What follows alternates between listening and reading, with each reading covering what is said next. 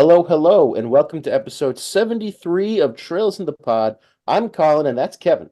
We have an episode, I would say jam-packed, but I don't want to be gainsayed, full of bureaucratic inertia, committees, applications, mindless quibbles over procedure and details, way too long time frames. And Colin's going to talk about his job search because today we will be doing the Trails from Zero audio drama Road into the Future. And Colin, this is deceptive marketing because roads, not just any roads, but especially a road into the future, that implies to me some forward momentum, something going on. Dare I say, a plot. Well, I mean, it's like how they call it a drama CD, and about the most amount of drama that's in this thing is how much Kaya likes fried chicken, which, like, I also like fried chicken, so that was not a particular sore spot for me. But I did wonder why we had to have 10 minutes based off of a picnic. But yeah, Kevin's right in saying that I feel like there's a pattern with this podcast, which is we get on a roll, and then I say something like, I think we'll be able to continue going on a roll now, but I'm a little bit worried about it because the semester's starting back up again, and then we go dark for 2 weeks. And in this case, it was not really related to my job that I have now. But listeners of the podcast know that I'm on the academic job market. I'm trying to become a professor of some sort. And I was lucky enough over the holidays to have a Zoom interview with a small liberal arts college in Ohio. It went pretty well, and I was invited to visit the campus for a campus interview. This is the final round. In other words, that means that this trumps everything. Every other priority in my life went to the wayside as I prepared for that interview. This is a job that I really want because it would allow me the opportunity to teach all kinds of history, basically, except for modern US history, which the other historian there would do. But I would have the run of everything else, ancient history, medieval history, going on to early modern stuff, early American perhaps. This would be a fantastic opportunity for me. The people there were lovely. The community is really it's a small town, like a real small town vibe. For me, I want a small sense of community, just like I was growing up in, where people actually know each other. I went to a bar uh, that I mentioned that I was a job candidate for the college, and the bartender, her first reaction was, "Oh my God, I love those kids." And let me tell you something. People in Ithaca do not say that about Cornell students. It just doesn't happen. But these kids actually have a connection with the community. There's a lot of give and take between college and the town. So I would love to be in a place like that. Thus, why we did not talk about trails for 2 weeks. And best of all, Kevin only lives an hour away. We had an in-person meeting of the minds last week. It was great. I lost my car keys. Turns out I threw them in the dumpster.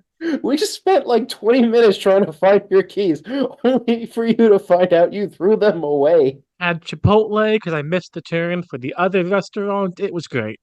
This is an audio drama, and I'm very interested in discussing not just the plot, but why was this made? Who was it made for? And these things, they are niche. They're not big, they're not popular. So, what's the dissemination? Why make them? There has to be some cost involved. Let's save that conversation for the end, so let's talk about the plot first, because the plot's going to take us Yeah. very little time to talk about, on account of there's basically none. Begins right as the Trails from Zero left off. Kia's first day of Sunday school, Lloyd plays the role of the overbearing, proud, anxious parent, somewhat with Ellie, but it's mostly him. So I get what cultural trope they're building off of, but is that really appropriate here? Parents, first day of kindergarten, which is normally half day where I grew up, but becoming full day in more and more places I know, that's the start of 12, 13 years of schooling every day, where your child's world becomes separate from the household. It's a real threshold. It's a real something to celebrate, to be excited, to be nervous and sad about all in one. That's not the case, Colin, with Sunday school. And what does the name tell you how often they meet? I know that we would then say it only meets once on Sundays, but I'm not sure that that's really the case.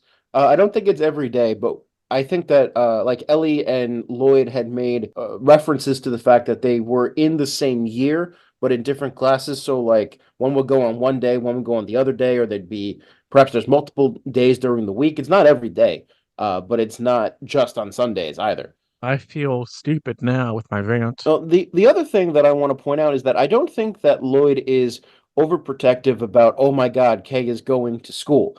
What he's worried about specifically is that Kia is going to leave the building and walk across the entirety of the city to the outskirts, to the church on, outside of the city by herself. Well, not really by herself, but with like Henri and Ryu. He is correctly argued out of this position of he should go escort her, but I'm sure that every parent in New York City has to go through this when they realize that their kid needs to start going on the subway alone. Saying if they had dense construction with effective public transportation, Lloyd's fears would be totally solved. I love how in the most random places you can just bring up your neoliberalism. Kevin is the only man I know that wears the term neoliberal as a badge of honor as opposed to a derogatory comment. Because I'm built different, built Feel stupid. stupid. But I want to push back a bit. I do think Lloyd he's leaning into, or the creators want us to lean into the like parent kind of unable to deal with the fact their kid's going to have a world without them. And that he's known KF for like what, 6 weeks now? So A little bit more than that, but it is notable how deep that connection was formed to the point where, like, at the end of this, everybody goes their separate ways, except Lloyd is still living in the SSS building just so that he could continue to live with Kia. well, that makes sense because the others are geographically dispersed. And with Randy's training job, it makes more sense for him to live on base. So I think that there's some additional context Yeah, for that. But discussions about school are the most exciting thing to happen in the audio drama because most of it, yeah, there's an actual problem to be solved there. The core problem is that everybody is given better opportunities to go elsewhere. Well, rather, we should say that Ellie and Lloyd are temporarily, and then Tio and Randy get kind of pressured into finding another job. and to me, it seems like this audio drama is to get them where they are at the start of Azure. Yeah, that's exactly it. So we'll talk more about that later, but what specifically they do, some of it I don't really understand, to be honest. What these hostings, how they're that beneficial, or why even have them? Why not keep the SSS between the games? Even a temporary hiatus, it's just weird. I get Lloyd's. The others I don't really understand, to be honest. So let's start with Lloyd. What's he doing on the summer holidays? Lloyd will be engaging in a training program with the First Squadron in order to, train his police skills. And as the game, not as the game, as the audio drama will not stop reminding you, oh my God, Lloydo, did you remember that your brother, Guy Bunnings, that he was also part of the First Detective Squadron, Sugoi? And then Lloyd remembers that, and he's like, oh my God, yes, I'm following in my brother's footsteps. Good thing that, I have a bad memory all those years of huffing paint, but this is not something the game hid from you in Trails from Zero. Let's just understate that to a bit. No, like almost every other conversation in Trails from Zero is about how Lloyd idolizes his brother, who was part of the first detective squadron. So I really don't see the need to remind us of it so explicitly again. And it keeps coming, like things like this keep happening. It's this trope of, well, don't you remember that? When they're talking about fish, there's a scene where they go fishing, which Kevin will rant about. But not only do they have to be like, oh yeah, don't you remember that Lloyd is with the fishing guild and he fishes a lot? But also, do you remember that Estelle and Joshua, they also fish? And it's like, oh my God, like that is not even how that conversation would naturally come up. Falls into the as you know, like this happens a lot in speculative fiction, science fiction, and fantasy, where characters talk about things that each one knows. There's no need to bring it up, but the audience does not know that. It's a clunky way of giving needed information. But here, Colin, we, the audience, know all this about fishing, one, and two, it's not even that important. It's not worth it to take Right. what little forward momentum we have into the future on the road and just grind it to a halt. I don't understand the audience because if you played Zero, you know all this. If you've not played Zero, how would you find out about this? I'm serious. How would you come across it? I don't know how you would unless you were looking it out as a conscious Like, endeavor. why would you care about the CD? Also, if this is your first exposure to Trails, there is no way in hell you're going to play the games because there's nothing captivating about it. I will say with the Joshua and Estelle thing, I think what it's trying to do is, and unfortunately, this happens a lot later, and I'm feeling this quite keenly because I finished Kuro 2. In Kuro 2, what a lot of what they do is they'll have like an oblique mention of another character that existed in one of the games that you played, and they'll be like, reminds me of that guy. And as the player, you're supposed to just remember who that guy is. And the comment does nothing other than to remind the player that we live in a wider world and you have experience with these other people. This scene with the Estelle and Joshua stuff isn't quite that bad because, unlike in Kuro 2, they actually say the name of the people, but it's still performing the same service of reminding us that, oh, yeah, the liberal arc happened. We're living in Zemuria. It's not just Trails from Zero. It's a wider thing. Unfortunately, I don't see what that adds. Like, I think it's important to be cognizant of the fact that we live in a wider world, but unless that's used for a greater artistic purpose, it just comes off as lazy fan service. There's a line to be drawn, reminding of the wider world and that there's interconnectivity.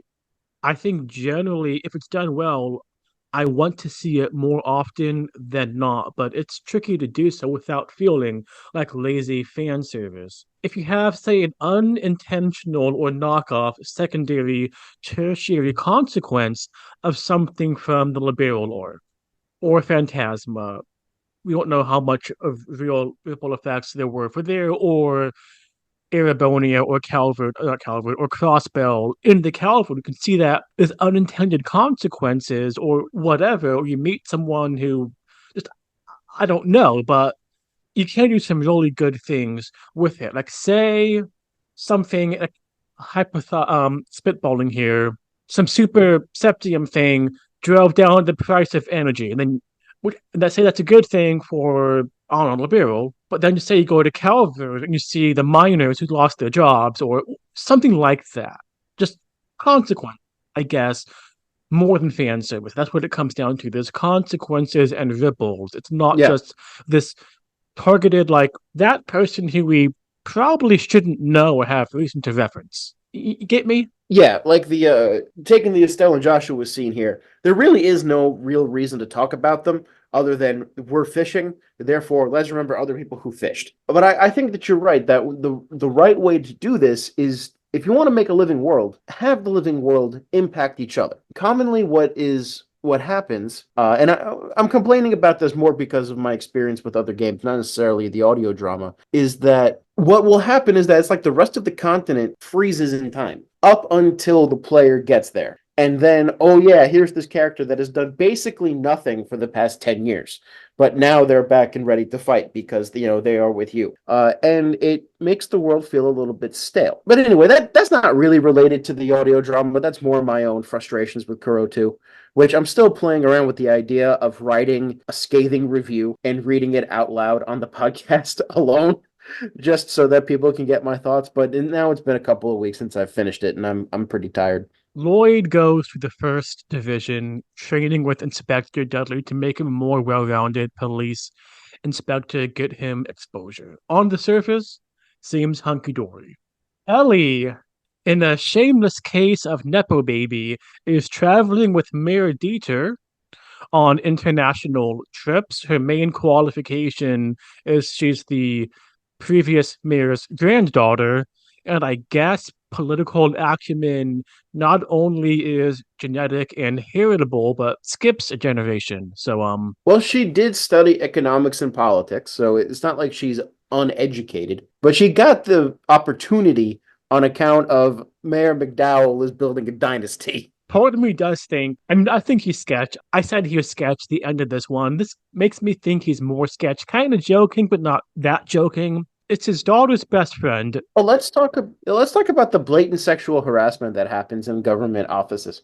What the fuck, Colin? Just the mayor's daughter is present for what you would think would be not confidential but closed door meeting about professional development of the heroes of the day. And his daughter is there, and in the middle of a like discussion of how Ellie can help Crossbell in a time of heightened political instability when the independence of the Crossbell state is threatened, Colin. The mayor's daughter, who is a participant in Mhm. this for whatever reason, sexually harasses Ellie. To the point where it crosses over a little bit to sexual It's, assault. it's the animeification. And it's we've seen this in the ancillary media, the tertiary media, not the main ones, but it seems a bit growing more and more like a tumor. But what the hell? I don't understand. My favorite part of this is that Maribel's father is sitting right there, as the mayor, and then watching all of this happening, just has the most anime laugh watching his daughter sexually harass the granddaughter of the previous mayor. Like I would say it's immersion breaking, but there's no immersion or plot or tension to be broken. But it's just like, what? It's literally incredible, not believable in any sense. Mary Bell talking about sleeping in the same bed. This is not 19th century boarding houses.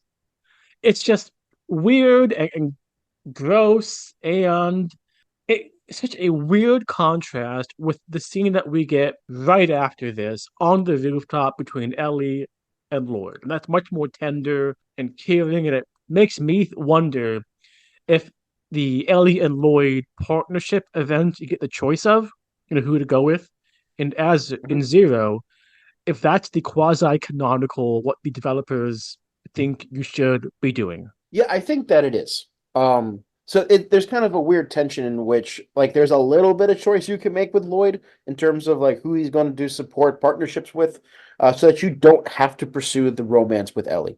But the rest of the games kind of assume that you did, and they're kind of written that way. So it goes like Joshua and Estelle are hard coded, Lloyd and Ellie are pretty well coded, and then Reen fucks everybody. Well, really fucks nobody, but could fuck everybody. I It needs to be like consequences. I mean, well, not that, but Joshua and Estelle, their romance, their relationship was an integral part. Here, you could make Lloyd and Ellie part of the storyline while keeping the option for bonding with Tio, with Randy. I assume we'll get new party members in Azure, whoever it Yeah. is. Well, one thing that Dieter Croy does say is that the SSS will be recruiting new members. They just don't say who they are. And I remarked on this in our very first episode of Zero. There's more doors than people, more rooms than people in the SSS building. So, question for you: since now the mayor has said that there will be new recruits, do you have any predictions as to who that might be? Noel, I mean, to Okay. be fair, I was saying Noel's gonna join. Noel's gonna join Yeah, for like all of the Zero. whole game. Anybody else? Risha Mao, because we played her. She has like defined arts setup, craft, and it Mhm. just doesn't seem they would make that. We played her just once in the end. I just don't think they would go through all the trouble if it was a one-off final, not the final dungeon even. So that's what I think. Yeah. I mean, by that logic, we should recruit Dudley. Maybe, but he can't join Lloyd's harem. That's true. Unless maybe Lloyd needs a gay option. And I don't see it as that progressive and forward thinking. So I bet Noel, I bet Risha Mao, and someone who's going to surprise me either because we have not met them yet or just someone I've not even considered. Like, I don't know, fucking Ilya is a spy or whatever. I really want to bet Chipotle, but I already know the answer, so it would be really like, unfair. Anyway, so I will just say, do you want me to tell you if you got anything right, or uh, I'm going to be vague. You got one right and you got one wrong. Yeah, I'm not confirming nor denying. that it's Noel. Right or die, Rich. I am ride or die. Well, she fills a special need. AoE frontline DPS, not a tank. That Visha Mao is too powerful. I'm guessing to be unless they nerf her a lot. So I'm guessing it's All right. Noel. The first Noel. Okay, you can copy that one out or cut that one out. Um, so you were saying that you're not quite sure as to why Ellie needs to travel, if I remember correctly. I get what Lloyd is doing, how to help him. With Ellie, Tio, and Randy, it's just seems an excuse to keep them apart from each other. I mean, I can see how it works with Ellie because Ellie makes it pretty clear that like her final goal is not to be part of the SS. But rather she wants to like be an important person in Crossbelt to help solve the problems, to get over the barriers, all of that schlocky jazz. And so giving her foreign policy experience, that to me that strikes me as quite fitting to Ellie's character and to Ellie's ultimate end goals. Dieter is thinking, yeah, I will concede this helps Ellie. But if I'm Dieter and I'm looking out for Crossbell and not my family, it seems a tougher sell. I get the reasons he said. It just seems like it would tightly enmesh Ellie and whatever skills, I don't think influence she has any yet, but skills into the Dieter political dynasty or the Dieter political faction if Mirabel does not want to follow in that footsteps. It seems good for Dieter Cross. I don't see the benefit for Crossbell. Okay, counter argument. Well, number one, I can make the argument that what is good for the executive is good for the country, but that doesn't always hold true. But think about it. This is a very polarized state. The only person that anybody really liked was Mary McDowell. And then they are able to come together to elect Dieter Croix because similarly, he's kind of outside of the Imperial and Republican factions. The people who are non aligned and yet still important enough are very small. And Ellie has the lineage that allows her to kind of enter on that third way. And it's not like she's not skilled at her job. Let's not forget, she also just saved Crossbell from a demon attack. There is a certain public image thing there of, okay, the SSS are a bit heroes of Crossbell. So by Dieter bringing Ellie into the fold, that A helps to appeal to the people of Crossbell because it's a hero of Crossbell that's being brought into the governance of Crossbell. And it's increasing the influence of the non-aligned movement, which is probably better than giving into the Imperial or Republican factions. I want to try to get Orios more. He seems a much better figure. Because Arios is already part of the Bracer Guild, they have to be not aligned with the state. Joshua was pretty aligned with the heir to Liberal, if you catch my drift. I know what you mean, Romantically. but as in they were making out at a party while he was still with Estelle. So I get that. I mean, he is from Crossbelt. I do believe. Is he an immigrant? I don't think so. Yeah.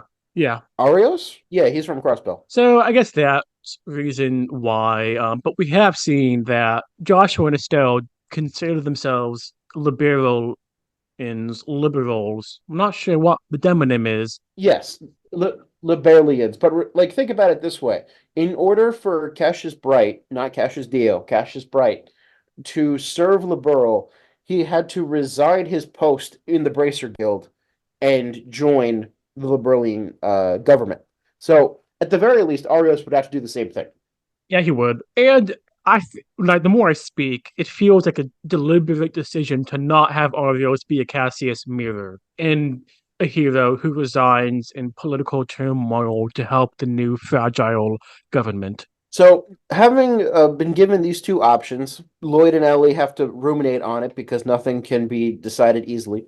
They feel like they're betraying their friends for pursuing their own careers. And then they go on a picnic. This is a silly picnic. There's the fishing thing that we don't need to get into in any more detail. This No, no, no. I think that we should really, because they spend a lot of time on the fishing. Like they're telling you what kind of fish they get. They're telling you that Lloyd is very good at fishing.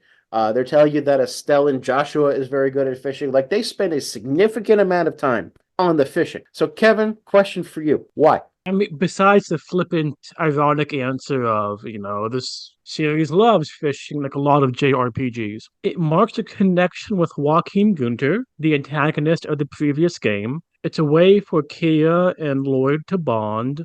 She gets to show her preternatural skills that she's Hmm. not quite a normal child with her skill in fishing at such a precociously young age. So there's that. Yeah, sure. She gets like a really good fish, doesn't she? I wonder how much it's played for laughs and how much is like there's something different about her that we still don't entirely understand 100%. But what we do is Right. she's not normal. She's I think actually by bringing up the Gunter point, I think there's actually something there to it. In that if you think about it, it's like reclaiming the sport. You know, that was Joachim Gunter's thing. Lloyd and Joachim had bonded over that a little bit. Kia was created by Joachim, was hunted by Joachim. I keep wanting to say Joaquin Phoenix, but like the target of the DG cult, and having freed Kia from that, she then goes and excels in Gunter's sport. She takes fishing for herself. Lloyd maintains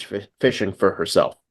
It's a small thing, but these things do matter in human relationships. and it allows I think this reclaiming mindset is a really good one for Kia to have normal connotations with something that Lloyd likes and will presumably be a part of her life growing up. Yeah. So let's talk about the picnic because I'm curious about what you think the symbology of the fried chicken is. Just like fried chicken. Sometimes a blue light's just blue. Don't think there's too much to read into it. That into the conversation about marriage, liking people. I did enjoy Tio's comment about Kia. You can do so much better than Lloyd. I thought that was, I mean, it was expected, but it was still funny. It was an entertaining scene. I mean, I always kind of like to see Lloyd get ribbed on for being innocently uh, a womanizer. I don't like the oblivious harem. Yeah. And okay, so I don't know if I like the oblivious harem type thing because most of the women mentioned I don't think are actually interested in Lloyd.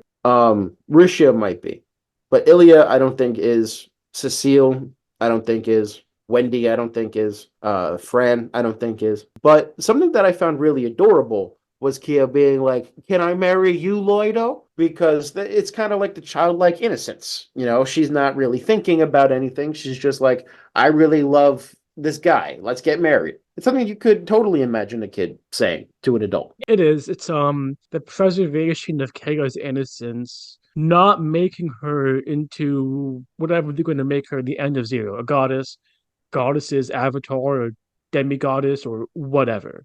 She gets to be a normal, for the most part, child who most likely, we'll see, will grow up, not have a role forced upon her.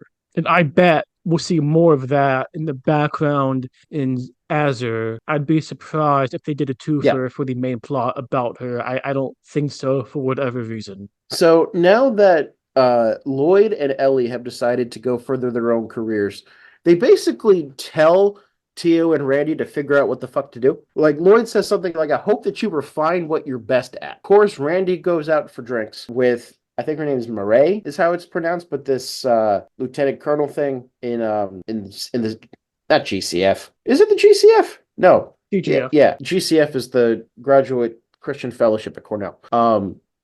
Ultimately, he decides that he's going to become a drill instructor for the Crossbell Guardian Force. I don't think he'd be good at it, Colin. I'm being serious. I don't think he'd be good at all. Do you know why? Why? So a drill instructor for a military, breaks people down so they can be built back up into a coherent member of a larger organization that, to obey, to do what they're told, and all of that. That's not Randy. That's not how he is in No. the SSF. That's not how we saw him, what we heard of him as a Jaeger, a freewheeling mercenary. This is not like him. I don't think he has the right mindset to instill the values of, obedience, follow orders, don't think, act, that you need to instill in recruits before, as time and years go on, you can tell them how to think under the military conditions. And it's a military. He is better in the police than the military. So I don't think this is a good avenue for him. That's my hot take. Sure, sure, sure. I mean, I could see, I don't think that he will be good at basic boot camp.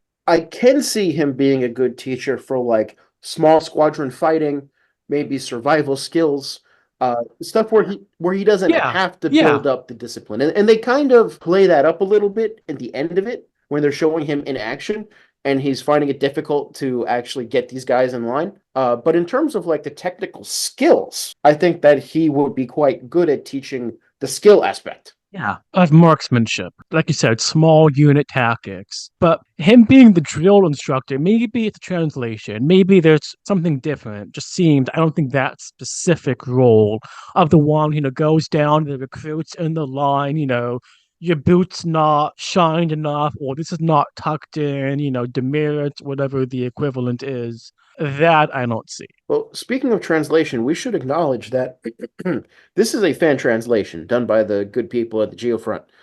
Kill Scott Kill, rest in peace, I think was the main guy on this. But it's only because of that that we can even access this. This was not translated. The audio was all in Japanese. And what we did is we watched a YouTube video where some other guy named Have Dingo Trails, I think, put it really nicely together with Trail Styles character boxes, so it looked like we were watching a dialogue from the game. There were screenshots from the video game. Some of the official artwork that Falcom had made for different purposes gets interspersed into it. It makes it, as a cohesive watching process, very charming. The free work of translating something that long and the work of making it a visual spectacle, the artwork, the text, the character pop-up boxes, that's all free, unpaid labor for the fans. We really appreciate all that kind of work to bring these kind of media into the wider Kiseki Anglophone community. And guys, I'm sorry your work Absolutely. on a bad product. But like, there are so many of these side things that I'm still glad they're being translated and I'm still glad that we're consuming them, right? Like I will say, having played through Azure already, we Yes. don't learn anything new in this drama. Like this thing is kind of useless, but I'm still glad that I had the ability to make that judgment for myself. Something like we had talked a couple of weeks ago, there's a Trails of Cold Steel musical that we learned about when I was streaming about a year ago. And I watched that. I watched that about a year ago. I think I talked about it on the podcast a very brief bit. We will be watching that. You must watch it. I will watch it again. And I like it, but you will probably not like it because you don't like fun things.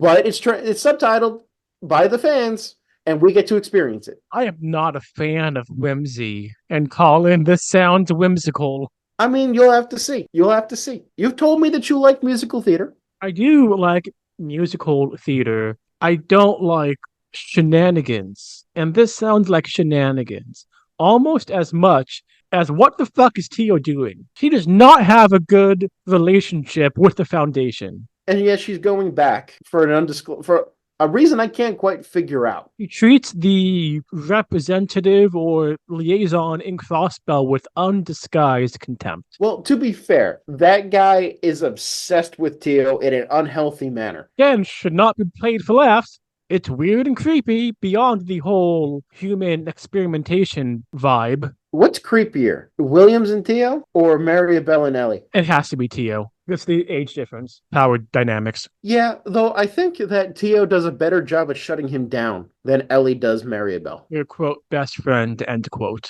They are best friends, and it's a fact, Ellie should get more friends and better friends. like Lloyd. Yeah. Okay, so this does raise something interesting. The journey to Lumen State from Crossbell is said to be not easy, difficult, and long. I'm like, how? Big airships with very comfortable rooms are a thing. I would love to take a 2-3 day journey in a hotel room across the continent, essentially. I mean, I would not call most airships that. yes, the luxury liner that we were on in the third is like that, but think about the airships that we took in order to get across Liberl in FC and SC. Those were not hotel rooms. Those do not make sense for large scale movement of people and goods. Even today, Colin, rail is by far the most economically efficient way of moving goods any kind of distance not within a city. The fact that Liberal does not have a high speed rail network defies all logic and belief. They cannot have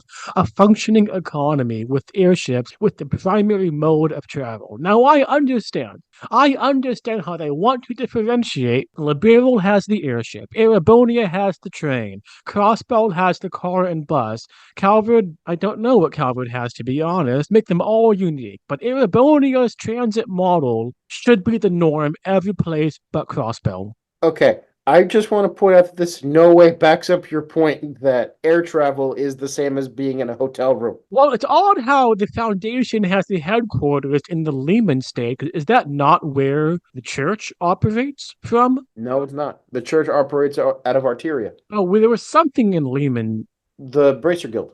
Yeah, so that's weird. It seems like something the Bracer Guild would want to disrupt. No, they worked in partnership with the Foundation, right? It's how they got their hands on ordnance and shit. Foundation having these kids just seems weird to me. Like, just seems kind of sketch. Bad vibes. Well, I mean, Tio was freed by the DG cult, and the Bracer Guild was part of that operation. I don't think that there's anything untoward happening. Tio goes from a awful captivity into more human observation, quasi experimentation. I mean, you have to admit that it's much different than the experiments that she was undergoing at the DG cult. These are voluntary.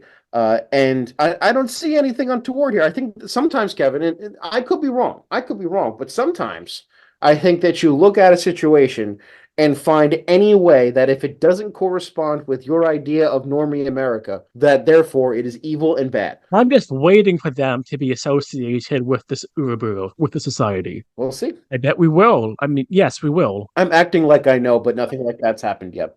I was going to say it's the classic. They have an plausible deniability for a front of a whole host of things. So does the Bracer Guild. I bet they're infiltrated. I've said Arios is sketch a number of times, haven't I? I bet he's sketch. You have? I mean, it's gonna be something with his daughter, I bet. Yeah, Sarah. So we've basically covered the plot of this audio drama. And there's not much of a plot here. Frankly, we got a lot more out of this than I thought we would. I am really, really surprised by that. But I did want to turn to something that we've been talking about a bit, which is who is this drama CD for? Because due to the fact that they clearly feel that people who are not Trails fans are going to listen to it because they keep reminding you of everything that you already know. Maybe they're just doing it as a reminder, like maybe you played the games a year ago, and so you need to be reminded of certain things, but nothing in this drama CD is left unexplained for the uninitiated, so it's comprehensible. That doesn't mean that it's understandable, because there's nothing to latch onto. There's no moving parts. It's all set up.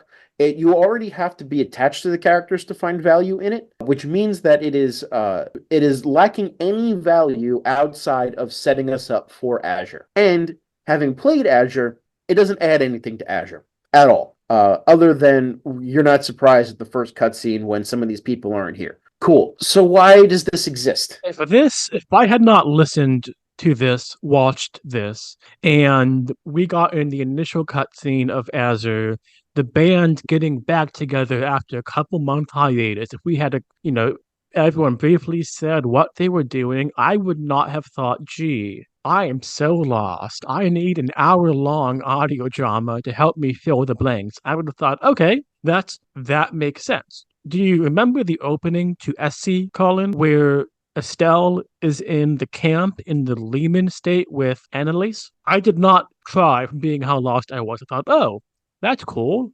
I bet we'll get some explanation. And by golly, we did. Yeah. Isn't the opening of SC literally right after FC? And we know why she showed up to the thing in Lehman State. That wasn't like a cold open. But yeah, I mean, I will say that having played Azure, there's a little bit of a jarring of like, how did these people go to where they went? But it's all explained in there. And then you move on. And in a way, it kind of makes a little bit more sense to just be thrown in because, there's a couple of months in between Zero and Azure, and it shows that things aren't static. Things are changing. While you were gone, the characters kept living their lives. With the audio drama, in a way that's taken away a little bit because the means by which everybody falls into where they were come is explained in a very tropey manner as opposed to an organic one. You have to trust the audience. They did not trust the audience for this, for Azure. This was included in the limited edition box of Azure released September 29th, 2011 in Japan. Zero was released September 30th, 2010. So 364 days separated the two games in the crossbow arc. And this seems, evidently it was you do this before playing Azure in the little fancy box that you bought, and it's just unnecessary. It's like a crutch. Games should trust audiences. This is going to sound a little bit weird from a pod to the Trails podcast, because we are fans of this series, obviously. In my current encounters with Trails since the beginning of the year, I really want Trails to get good again, Kevin. Because like the short story that we read previously, pretty boring. I mean, not boring, but we didn't talk much. It was like a 30-minute episode, if that. I mean, we talked actually a lot more, but not the most exciting thing in the world. I've spent 92 hours playing Kuro 2, which is the worst game in the series. Kuro 1, one of my favorites. Kuro 2 is dead last. And the only one I haven't played so far is Nayuta. And I have no fear that Nayuta is going to be bad. I'm really looking forward to playing that game after Azure. Kuro 2 is just a bad game. And so I'm very much looking forward to Trails becoming enjoyable and good again. We have one piece of bonus material that we have to do first, which is this light novel explaining the pasts of the four members of the SSS. I hope that's good. I really do. And I think it will be because they have much more space to delve into the background. And we know from a number of them, they have interesting backgrounds, except Lloyd and Ellie. Tio and Randy have interesting backgrounds, I think would make interesting reading. Jaeger, why did he leave? His time in the military, her time in the cult, being rescued. Ellie is, I don't I know. mean, I could see Ellie could be a very good world building vehicle, Yeah, given her like moving around in political circles. yeah. But her past, qua her past, I don't know which wine to have at dinner. We'll see. I mean, I also we're prejudging it. We haven't read this yet. Maybe you have. I haven't. For Lloyd, I want to get more into Guy the human, Guy the guy. I should have said that first. Guy the guy, because we've talked about this briefly. He's not a character. He is an idealized symbol that Lloyd projects onto that a lot of people in the latter half of Zero like, you should not be doing it to the extent you are. And Randy is Lloyd's really first, human friend. He's not mythologizing. I want to see Guy as a human with foibles, maybe even a weakness. I have a feeling that we're not going to get that. I have a feeling. I have a feeling that Guy is already dead, and this is exploring Lloyd's adventures in between Guy's death and him coming back to Crossbell. Yeah. And then on a random note, because I look up the date when this was released, the audio drama, and that was also the dates of the Hiseki series. There was a big gap between Cold Steel 2 and 3, 3 years. Previously, it was an annual development cycle from SC to the third, Zero to Azure, 2 years from FC to SC, and then 3 years from the third to Zero. Just interesting. I mean, for in between Cold Steel 2 and 3, what's interesting about that is that the first two Cold Steel games were originally programmed for the PlayStation Vita. They were portables, 3D games, but portable games, smaller architecture. Trails of Cold Steel 3 and 4 are like PS4 games. There's not even a PS3 version. They're like, at the time, next gen modern games. I wonder if Falcom had to learn how to program for those new platforms. Interesting. I wonder if sometimes taking longer between games would be good. Look at Ubisoft and Assassin's Creed. Just chunking it out on an annual basis Yeah. places very hard limits on scope, on doing more than painting inside the numbers, but also if something gets really good press or really bad press in the most recent installment with how these game cycles work, you can't integrate that into an annual release game. No, Pokemon's facing the same thing as well, where like Pokemon Legends Arceus, I thought was really great. I love that game. And because Scarlet and Violet were being developed alongside Arceus, some of the same ideas are there, but a lot of the innovations that Arceus has, Scarlet and Violet just don't, and they're worse games for it. Yeah, and I mean, I don't like the 5 year plus that we see now, because I think there's a point of diminishing returns with graphics that is just adds too much time and expense. I think not having all this much, having more on the writing, on the narrative is better. If in the zero sum fixed allocation of finite assets world, and it gets kind of ludicrous, like the new Elder Scrolls game, Fallout, Mass Effect. I mean, a asset reuse is really underrated. Uh, the Trail series is a great example of using it in a good way. And so things like, oh, they're focusing more on narrative and stuff like that. But, you know, I know you've never played them, but Super Mario Galaxy and Super Mario Galaxy 2 are two of the best games on the Nintendo Wii. Super Mario Galaxy is already fantastic. And then what they did was they made an entirely new game with the same engine, same graphics, but more attention to level design. They added some new stuff and made an even better 3D platformer. Yeah, I mean, at some point it gets just kind of ridiculous. Remember Red Dead Redemption 2, all the hype, how the horses will take defecation breaks at various intervals, and the horse hairs you can see the individual strand of the bristle. Who cares? Yeah, I don't give it. I mean, I played Ease on the Turbo Graphics. I obviously don't care about state-of-the-art graphics. I'd much rather an emphasis on gameplay and on plot. And writing and characters and But you know what I have an emphasis on right now, Kevin? finishing up this meandering episode on a meandering audio drama. Yes, because I have a focus on lunch. Until next time, when we do the light novel, and hopefully it's better, I'm Kevin, that's Colin. Thanks for listening, everybody. Bye bye.